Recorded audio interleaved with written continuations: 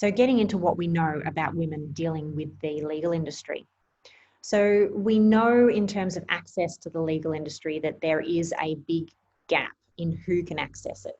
So there is no Medicare for lawyers. There is some government funding, and because of the income and asset tests on those, only about 8% of people qualify for a lawyer who is community sponsored or legal aid services. And then because there is this, well, it's a reality that legal fees can be quite expensive. There's probably only about 20% of the population who can actually afford private lawyers and therefore afford justice, which is leaving about 70% gap in the middle, which I just find unacceptable. And so being able to find the right lawyer is part of being able to solve that, because there are fixed fee lawyers that you can have certainty around your costs. And there are also free ways of resolving your problems as well. So if you know where to go, know where to start, your fees can be significantly less.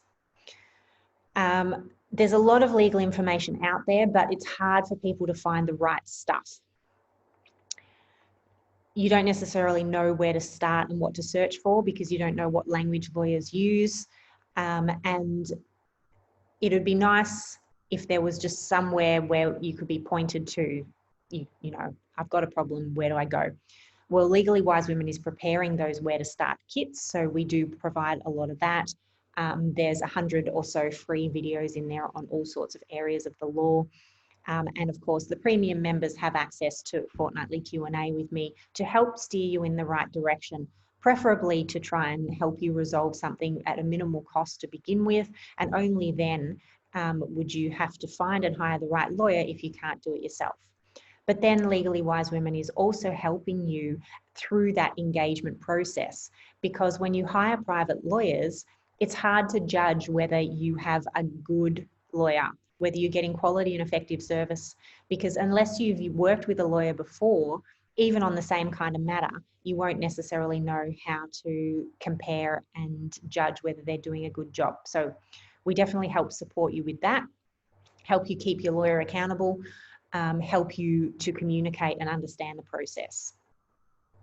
We also know that there are a lot of biases against women in the legal industry, and if you know some of those, you know how to work with them. So we also know that adversarial nature of the legal industry does not necessarily suit most women.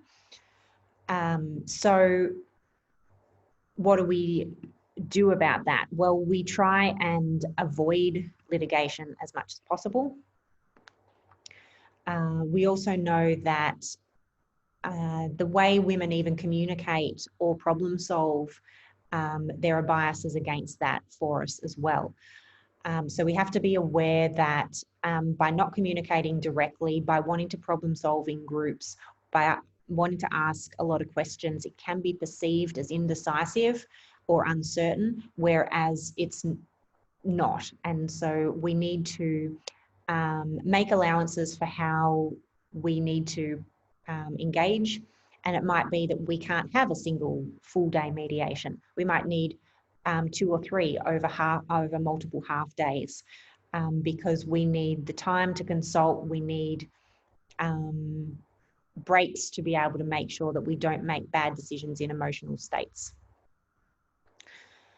And having the right lawyer will help with all of this, because you won't be pushed